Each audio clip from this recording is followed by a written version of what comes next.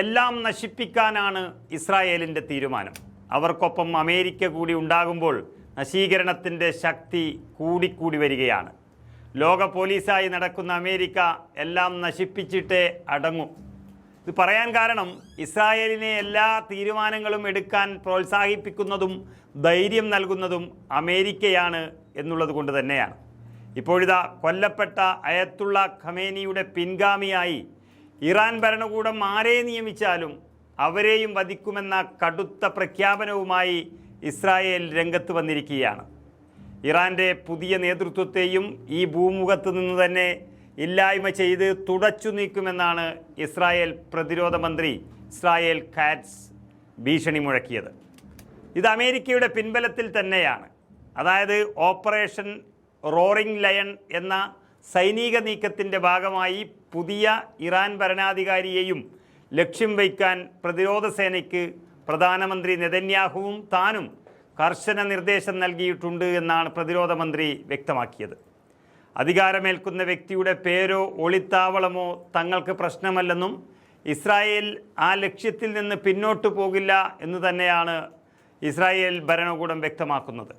സമാധാനം തങ്ങൾ ആഗ്രഹിക്കുന്നില്ല എന്നുള്ളതിൻ്റെ വ്യക്തമായ സൂചന നൽകുന്ന ഇസ്രായേൽ അമേരിക്കയുമായി സഹകരിച്ച് ഇറാൻ്റെ സൈനിക ശേഷി തകർക്കുമെന്ന് തന്നെയാണ് പറഞ്ഞുകൊണ്ടേയിരിക്കുന്നത്. മാത്രമല്ല, നിലവിലെ ഭരണകൂടത്തെ അട്ടിമറിച്ച് ജനാധിപത്യം പുനഃസ്ഥാപിക്കാൻ ഇറാനിലെ ജനങ്ങളെ സഹായിക്കുമെന്നും ഇസ്രായേൽ ഉറപ്പിച്ചു പറയുന്നു. കൊല്ലപ്പെട്ട ഇറാൻ പരമോന്നത നേതാവ് അയത്തുള്ള ഖമേനിയുടെ പിൻഗാമിയായി മകൻ മോജ്തഫ ഖമേനിയെ തിരഞ്ഞെടുത്തു എന്നാണ് വിവരം ലഭിക്കുന്നത്.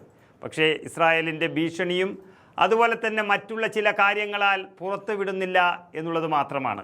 സുരക്ഷാ പ്രശ്നങ്ങളെ തുടർന്നാണ് പ്രഖ്യാപനം ഇങ്ങനെ വൈകിച്ചു കൊണ്ടുപോകുന്നത് എന്നാണ് വ്യക്തമാകുന്നത്. ഖമനേയി കൊല്ലപ്പെട്ട ആക്രമണത്തിൽ ഈ പറയുന്ന മകൻ മോജ്തഫയുടെ ഭാര്യയ്ക്കും മകനും ജീവൻ നഷ്ടമായിരുന്നു. അങ്ങനെ വലിയൊരു നഷ്ടത്തിൻ്റെ മുൻപിൽ നിൽക്കുമ്പോഴാണ് വീണ്ടും ഒരു അധികാരത്തിനായി അദ്ദേഹം തയ്യാറായി നിൽക്കുന്നത്. 57-കാരനായ മോജ്തഫ കടുത്ത യാഥാസ്ഥിതിക നിലപാടുള്ള ഒരാളാണ്. ഖ്വാമിലെ സെമിനാരിയിൽ പഠനം പൂർത്തിയാക്കിയ മോജ്തഫയ്ക്ക് IRGCയിൽ നിർണായകമായ സ്വാധീനമാണുള്ളത്. അതിനിടയിലാണ് തെരഞ്ഞെടുത്ത ഉടനെ വധിക്കുമെന്നും ഇല്ലായ്മ ചെയ്യുമെന്നുള്ള ഭീഷണിയും വന്നിരിക്കുന്നത്.